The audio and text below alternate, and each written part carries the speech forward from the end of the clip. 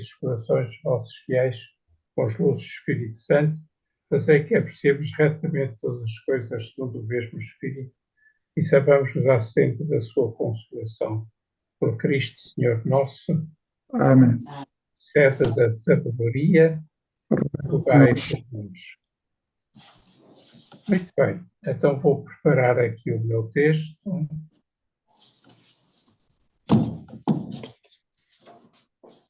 Então, hoje, a sexta sessão da nossa Laudate Deum é um convite do Papa Francisco a caminharmos, enquanto cristãos e católicos, em comunhão, de maneira sinodal, e a nos empenharmos na reconciliação com o mundo em que vivemos. Penso que esta é uma atitude sábia que o Papa nos recomenda. O último capítulo, que é o capítulo 6º da Laudate Deum, intitula-se As Motivações Espirituais. Ou seja, para além das motivações humanas, todos podemos ter, aderindo a esta iniciativa de promover uma modificação das alterações climáticas e um maior cuidado com a casa comum, que o Papa recomendou na Laudato Si e que agora retomou na Laudate Deum.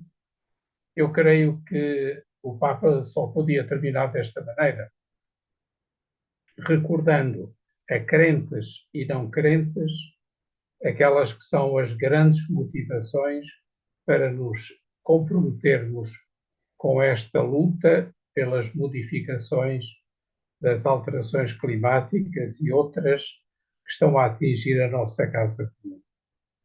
No número 61, o Papa começa por dizer: aos fiéis católicos, não quero deixar de lhes recordar as motivações que brotam da fé dos crentes. E acrescenta: encorajo os irmãos e irmãs de outras religiões a fazerem o mesmo, porque sabemos que a fé autêntica não só dá força ao coração humano, mas transforma a vida inteira, transfigura os objetivos pessoais, ilumina a relação com os outros e os laços com toda a criação. E depois desta exortação genérica e inicial, o Papa, em 2 ou 3 subcapítulos, justifica o porquê deste conselho e desta exortação. E no número 62 começa por recordar algumas passagens da Sagrada Escritura que nos devem recordar uma coisa muito importante. Deus, vendo a sua obra, a obra da criação, considerou-a muito boa. E com isso, fez-nos compreender que dele é a terra e tudo o que nela existe. E é por essa razão que no livro do Levítico, Deus diz aos homens criados por ele por amor, como forma de lhes fazer recordar que a terra que habitam não é deles, homens, mas de Deus, e que por isso mesmo nós a devemos tratar como administradores. No livro do Levítico, o Senhor afirma: nenhuma terra será vendida definitivamente, porque a terra pertence-me e vós sois apenas estrangeiros e meus hóspedes. É bonita esta expressão. Deus considera-nos administradores, hóspedes da criação. Esta responsabilidade, diz o Papa na Laudato Si, perante uma terra que é de Deus, implica que o ser humano, dotado de inteligência, respeite as leis da natureza e os delicados equilíbrios entre os seres deste mundo. Portanto, a nossa obrigação perante a casa comum tem de ser necessariamente de grande respeito pelas leis da natureza e pelos equilíbrios que devem existir entre todas as criaturas, entre os seres do mundo. Sempre no mesmo documento, o Papa diz que o conjunto do universo, com as suas múltiplas relações, mostra melhor a riqueza inesgotável de Deus e, por conseguinte, para ser sábios, precisamos de individuar a variedade das coisas nas suas múltiplas relações. Ou seja, o Papa agora mais abaixo vai falar de uma outra questão, que é a questão do antropocentrismo, ou seja, do homem colocado no centro de todas as coisas. Esta visão antropocêntrica levou os homens a ter uma atitude de domínio, não de serviço, não de estar ao serviço da criação, mas de nos servirmos indiscriminadamente da criação. Portanto, precisamos de respeitar o universo, diz o Papa, as suas múltiplas relações. Neste caminho de sabedoria que somos chamados a percorrer, é, de facto, relevante considerar que tantas espécies estão a desaparecer e que a própria crise climática está a pôr em risco, em perigo, a vida de muitos seres, não só dos outros seres criados, mas também dos próprios seres humanos. Precisamos de nos recordar que Jesus olhava para a natureza à sua volta e prestava-lhe uma atenção cheia de carinho e de admiração. Portanto, Jesus convidava os outros a estar atentos à beleza que existe no mundo. Convidava os discípulos a individuarem nas coisas a mensagem divina. Aliás, é curioso, nós próprios, muitas vezes, diante das criaturas deste mundo, temos sempre uma atitude não só de respeito, mas até mesmo, direi, de contemplação e admiração pela obra de Deus. Às vezes, contemplar um pôr do sol, ou contemplar uma natureza florida, ou contemplar tantas outras situações de beleza das criaturas, faz-nos ter perante elas como que uma imagem e uma presença, de outro modo, naturalmente, mas ao mesmo tempo sempre do ressuscitado, que está como que misteriosamente presente nesse destino de plenitude de toda a criação. Aliás, há assim estávamos a falar do coligamento, e naturalmente sabemos que este coligamento nasceu com Chiara, e Chiara, contemplando o paraíso nas suas visões intelectuais do paraíso em 1949, ela dizia que havia subjacente às criaturas como que um sol, ou como que a glória do ressuscitado, que as iluminava de um modo que, mesmo que nós humanamente nos esforçássemos por as ver de maneira bela, nunca as teríamos visto tão belas como o paraíso as revelava e as manifestava a Chiara.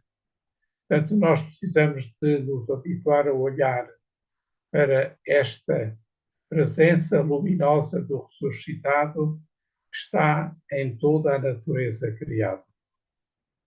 Portanto, o universo continua ainda hoje a desenvolver-se em Deus, que o continua a preencher com uma luz subjacente a toda a criatura.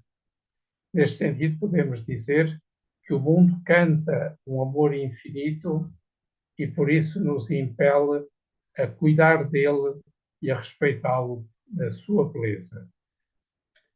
Noutro capítulo, o Papa fala da necessidade de caminhar em comunhão uns com os outros e com a natureza e com profundo sentido de responsabilidade.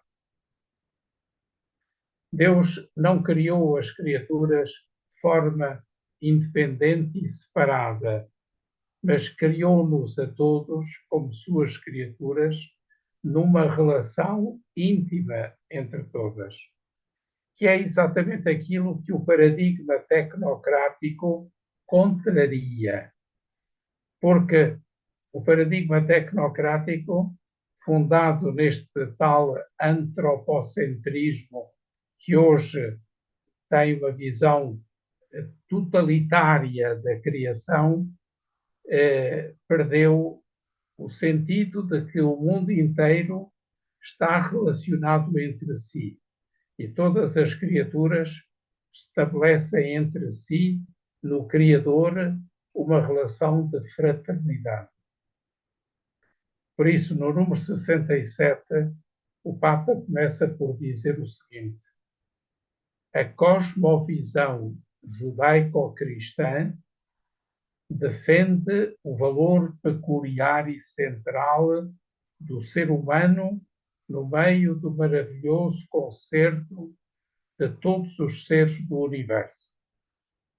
Mas hoje, e atenção à correção que o Papa faz ao antropocentrismo puro e duro, mas hoje, diz o Papa, somos obrigados a reconhecer que só é possível defender um antropocentrismo situado.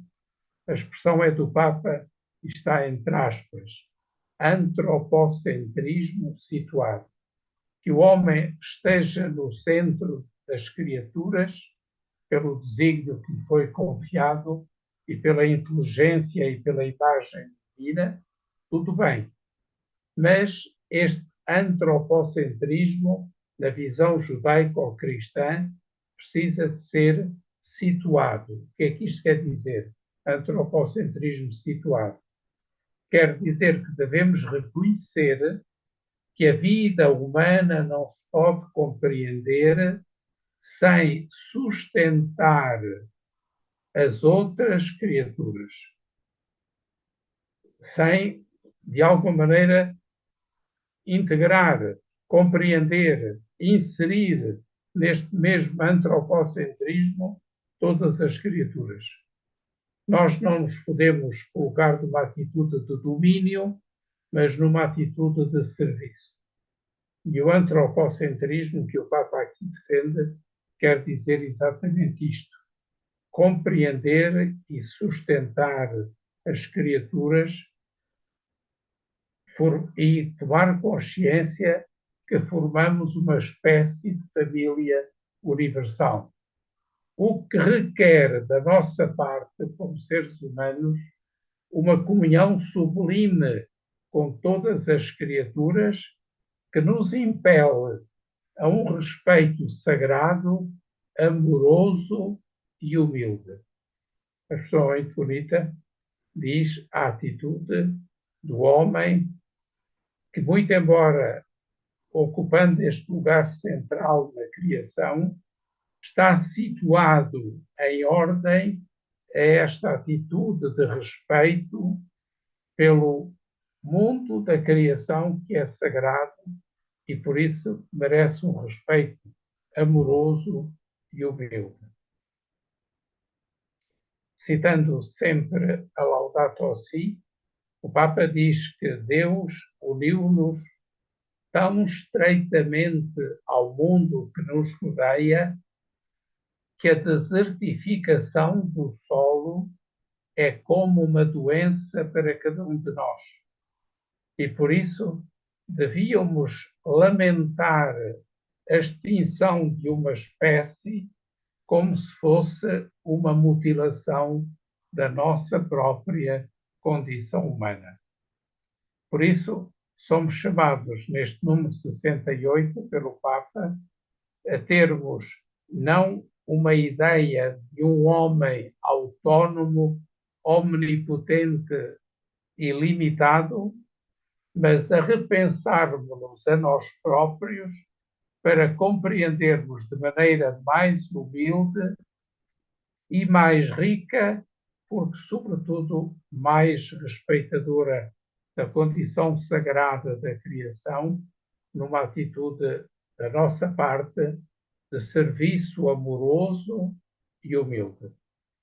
Sem esta atitude, não somos capazes, de maneira absolutamente nenhuma, de estar como devemos estar neste universo criado. A nossa atitude não pode ser uma atitude de domínio, mas deve ser uma atitude de serviço e de amoroso respeito para com todas as criaturas. Então, perante esta reflexão, que nos diz o que é o antropocentrismo situado, no número 69, o Papa faz um convite a toda a humanidade.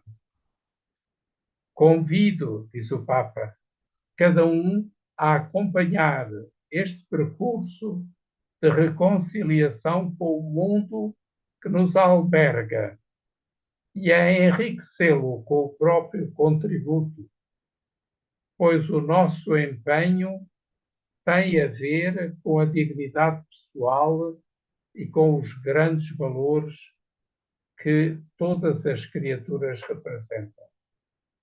Sobretudo, diz o Papa, convida-nos a todos e aos responsáveis do mundo das grandes decisões da política nacional e internacional a ter esta atitude de profundo respeito para com a criação. É necessário, diz o Papa, sermos sinceros e reconhecermos que as soluções mais eficazes não virão só dos esforços individuais, mas têm que resultar das grandes decisões da política nacional e internacional. Aliás, aquilo que o Papa nos está a dizer aqui a todos em geral, na Laudate Deum, vai dizê-lo, como ireis ouvir, no discurso que fez através do cardeal Parolini na reunião do Dubai há dias. Então, apesar destes esforços pessoais e coletivos, precisamos de compreender que tudo concorre para, em conjunto, evitarmos o aumento de 1/10 de grau na temperatura global, o que poderia ser já suficiente para poupar sofrimentos a muitas pessoas. Mas, mais do que este aspecto quantitativo, o Papa quer recordar-nos de que não há mudanças duradouras sem mudanças culturais. O que é que isto quer dizer? As mudanças que permanecem são aquelas que mudam a nossa cultura. De uma cultura de poder, de domínio e de destruição, numa cultura de serviço, de respeito e de amoroso cuidado da criação e da casa comum. Por isso, não há mudanças duradouras que produzam efeitos se elas não forem mudanças de cultura, porque nada é possível sem um modo de viver diferente daquele que temos até ao momento. Diz o Papa que é preciso alterar as convicções das sociedades e também do poder político, porque não há mudanças culturais sem mudanças nas pessoas. Por isso, a mudança cultural significa uma mudança na vida das pessoas. O Papa já teve ocasião atrás de louvar as mudanças que acontecem já hoje em muitas das nossas famílias. E, nesse sentido, diz: os esforços das famílias para poluir menos, reduzir os esbanjamentos, consumir de forma sensata. Estas atitudes e muitas outras, diz o Papa, estão a criar uma nova cultura. Porquê? Porque as pessoas mudaram os seus hábitos pessoais, familiares, comunitários, o que alimenta a preocupação pelas responsabilidades que muitas vezes deviam ser cumpridas pelos setores políticos e não são. E por isso estas mudanças manifestam da nossa parte uma indignação contra o desinteresse dos poderosos. Como sempre, o Papa não tem pejo em assumir as críticas quando elas são verdadeiras e justas. É evidente que sabemos que não se consegue produzir de um momento para o outro um efeito relevante na vida cotidiana, mas é preciso contribuir para realizar grandes processos de transformação que em si mesmos agem a partir do nível profundo da sociedade.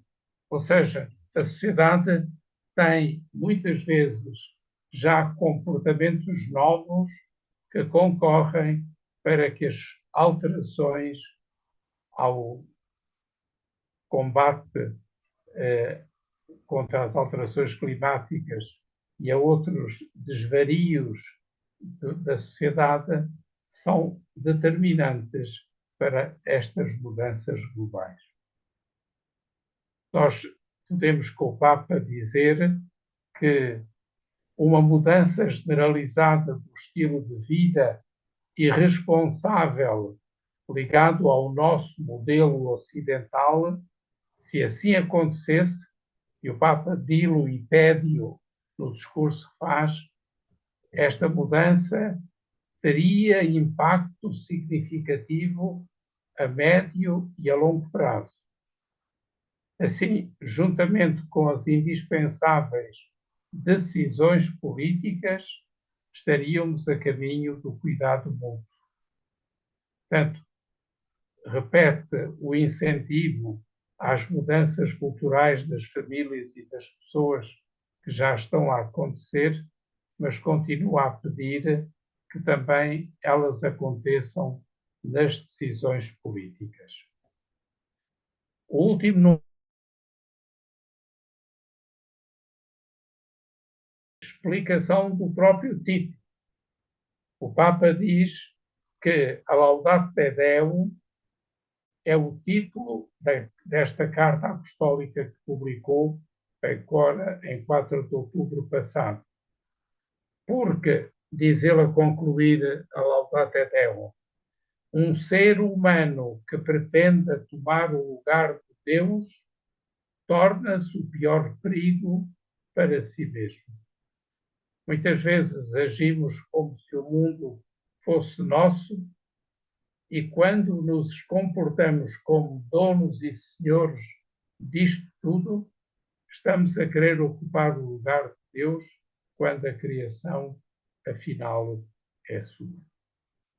São estas as últimas palavras do Papa na Laudato Deum para nos convidar a descer deste pedestal indevido em que o homem muitas vezes se coloca, pretendendo ocupar um lugar que seria de Deus, que é o único que legitimamente é dono e senhor da criação. Por isso, louvamos a Deus como louvou São Francisco e louvámo-lo como São Francisco louvou por todas as suas criaturas. E com estas palavras terminamos a nossa Laudato Deum. E agora, se estão de acordo, vou fazer a leitura do discurso. Imaginem que é o Papa que me pede emprestada a minha voz, agora já não na COP28, no dia 2 deste mês, mas neste dia 9 de dezembro, uma semana depois, era também um sábado, o dia 2, há 8 dias, pela voz do cardeal Pietro Parolini, o Papa disse estas palavras a todos os chefes de Estado, ao secretário-geral das Nações Unidas e aos governantes e a todos aqueles homens e mulheres que lá participavam nesse dia 2. Senhoras e senhores, infelizmente não posso acompanhar-vos como desejaria, mas estou convosco pela urgência da hora que vivemos. Estou convosco porque agora, mais do que nunca, o futuro de todos depende do presente que escolhermos. Estou convosco porque a devastação da criação é uma ofensa a Deus. Um pecado não só pessoal, mas também estrutural, que recai sobre os seres humanos, no sentido que tem consequências, sobretudo os mais débeis. Um grave perigo que grava sobre cada um, com o risco de desencadear um conflito entre as gerações. Estou convosco porque a mudança climática é um problema social global que está intimamente ligado à dignidade humana. O Papa está a citar a Laudate Deum no número 3. Estou convosco, continua o Papa, para formular uma pergunta a que somos chamados a responder agora. E esta pergunta é o Papa que a faz. E é o seguinte: estamos a trabalhar para uma cultura da vida ou da morte? Com veemência, continua, vos peço, escolhamos a vida, escolhamos o futuro, escutemos os gemidos da terra, demos ouvido ao grito dos pobres, prestemos atenção às esperanças dos jovens e aos sonhos das crianças. Temos uma grande responsabilidade: garantir que não lhes seja negado o próprio futuro, às crianças e aos jovens, naturalmente. Está comprovado que as alterações climáticas em curso derivam do sobreaquecimento da Terra, causado principalmente pelo aumento na atmosfera dos gases com efeito de estufa, causado, por sua vez, pela atividade humana, que nas últimas décadas se tornou insustentável para o ecossistema. A ambição de produzir e possuir transformou-se em obsessão e resultou numa ganância sem limites que fez do ambiente o objeto de uma exploração desenfreada. O clima enlouquecido soa como um alerta para acabarmos com tal delírio de omnipotência. Com humildade e coragem, voltemos a reconhecer a nossa limitação como única estrada para uma vida plena. Que obstáculo impede este percurso? Pergunta o Papa. As divisões que existem entre nós. Mas um mundo inteiramente conexo como o atual não pode ser tratado por quem o governa como se fosse desconexo com as negociações internacionais que não podem avançar significativamente por causa das posições dos países que privilegiam os seus interesses nacionais sobre o bem comum global. O Papa está a citar o número 169 da Carta Laudato Si. Assistimos, continua, a posições rígidas, se não mesmo inflexíveis, como têm continuado a acontecer nestes dias, infelizmente, que tendem a tutelar os lucros pessoais e das próprias empresas, justificando-se por vezes com aquilo que outros fizeram no passado, verificando-se valsos periódicos das responsabilidades. Entretanto, o dever a que hoje estamos chamados tem a ver não com o ontem, mas com o amanhã. Um amanhã que, queiramos ou não, será de todos ou não existirá. O Papa é claro. Poderá não haver amanhã. E agora, continuando, diz: magoam em particular as tentativas de descarregar as responsabilidades sobre a multidão dos pobres e o índice dos nascimentos, como se fosse esta a culpa e a causa das alterações climáticas. Trata-se, diz o Papa, de tabus que devem ser firmemente desmascarados. Não é culpa dos pobres, porque quase metade do mundo, a mais indigente, é responsável apenas por 10% das emissões poluidoras, enquanto nunca apareceu tão abissal o fosso entre o limitado grupo de facultosos e os inúmeros desvalidos. Na realidade, estes é que são as vítimas do que está a acontecer. Pensemos nas populações indígenas, na desflorestação, no drama da fome, na insegurança hídrica e alimentar, nos fluxos migratórios induzidos. E todos nós sabemos o que é que isto quer dizer. Quanto aos nascimentos, não se trata de um problema, mas de um recurso. Não são contra a vida, mas a favor da vida, enquanto certos modelos ideológicos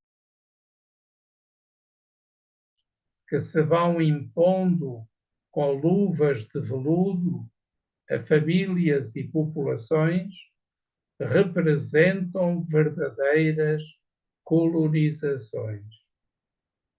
Muitas vezes andamos a chamar-nos uns aos outros de colonizadores, esquecendo-nos que somos nós, os mais ricos, a impormos ainda hoje as colonizações.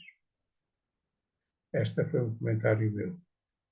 Agora, continuando, o Papa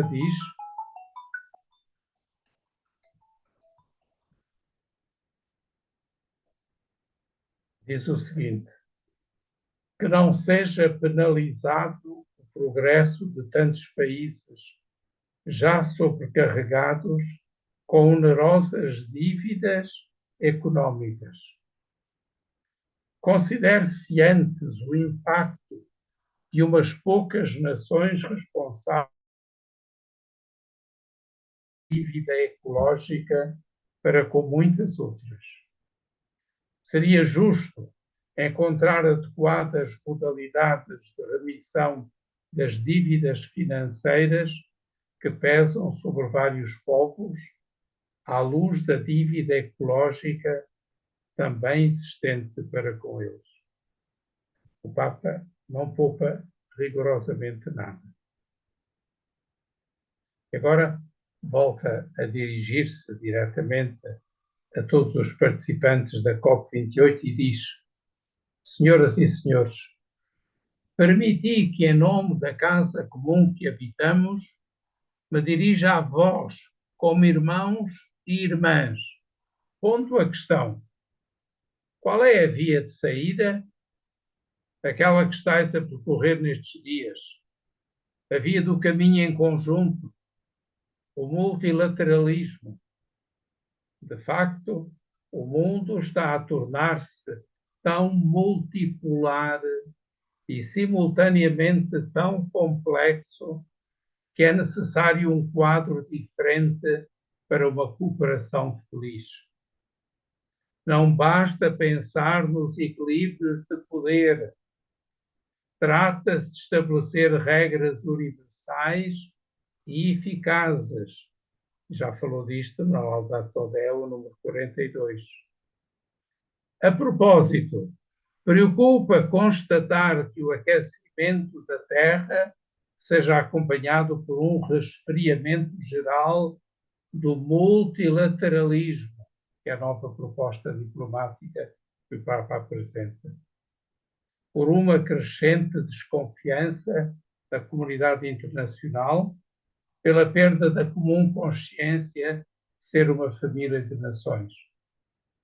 Foi um discurso que o Papa João Paulo II fez à Assembleia das Nações Unidas em 95.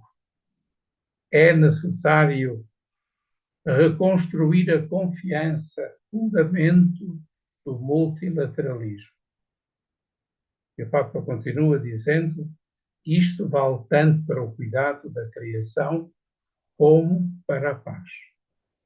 São as questões mais urgentes, o cuidado da criação e a paz, e estão interligadas. Quantas energias estão desperdiçando a humanidade nas várias guerras em curso, como sucede em Israel e na Palestina, na Ucrânia e em muitas regiões da Terra. Conflitos que, em vez de resolver os problemas, aumentá-los-ão. Quantos recursos desperdiçados nos armamentos que destroem vidas e arruinam a casa comum. Relanço uma proposta, e aqui cita a Fratelli Tutti e a Populorum Progressio de Paulo VI. Com o dinheiro usado em armas e noutras despesas militares, constituamos um fundo mundial para acabar de vez com a fome e realizar atividades que promovam o desenvolvimento sustentável dos países mais pobres, combatendo as alterações climáticas. É tarefa desta geração dar ouvidos aos povos, aos jovens, às crianças, para lançar as bases do novo multilateralismo. Por que não começar precisamente da casa comum? As alterações climáticas para a necessidade de uma mudança política. Saiamos das vielas estreitas, dos particularismos e dos nacionalismos. São esquemas do passado. Abracemos uma visão alternativa comum. Esta permitirá uma conversão ecológica, porque não há mudanças duradouras, como acabamos de ouvir na Laudato Deo número 70, sem mudanças culturais. Neste âmbito, posso garantir o compromisso e o apoio da Igreja Católica ativa, de forma especial na educação, procurando sensibilizar para a participação comum e promover estilos corretos de vida, pois a responsabilidade é de todos, sendo fundamental a responsabilidade de cada um. O Papa aproxima-se do final do discurso e, voltando a tratar os participantes da COP28 como irmãos e irmãs, diz: é essencial mudar o passo, e de tal modo que não se reduza a uma modificação parcial da rota, mas seja um novo modo de avançar juntos. Se no caminho da luta contra as alterações climáticas, que se alterou, ou melhor, que se inaugurou no Rio de Janeiro em 1992, o Acordo de Paris marcou um novo início. Agora temos necessidade de relançar o caminho. Precisamos de dar um sinal concreto de esperança, que esta COP seja um ponto de viragem, manifesta uma vontade política e palpável que leva a uma decidida aceleração da transição ecológica através de formas que têm três características. E, mais uma vez, está a citar a Laudato Deum no número 59. As três características são eficientes, vinculantes e facilmente monitoráveis, como já tinha, aliás, dito o documento de Paris. E encontrem realização em 4 campos que o Papa sugere: a eficiência energética, as fontes renováveis, a eliminação dos combustíveis fósseis e a educação para os estilos de vida menos dependentes destes últimos. Eu repito, os 4 campos: a eficiência energética, e tão poucos países trabalham nela; as fontes renováveis, a energia renovável, e tão poucos ainda apostaram nela; a eliminação dos combustíveis fósseis, e são os próprios participantes da COP28 que as pretendem aumentar; e, finalmente, e isto é para todos, a educação para estilos de vida menos dependentes dos combustíveis fósseis. E agora o Papa dá às suas palavras um caráter de apelo. Por favor, avancemos, não voltemos atrás. Sabe-se que vários acordos e compromissos assumidos tiveram um baixo nível de implementação porque não se estabeleceram adequados mecanismos de controle, revisão periódica e sanção das violações. Ele próprio disse na Laudato Si, número 167. Trata-se, continua o Papa, de não adiar mais, de implementar e não apenas desejar o bem dos vossos filhos, dos vossos cidadãos, dos vossos países, do nosso mundo.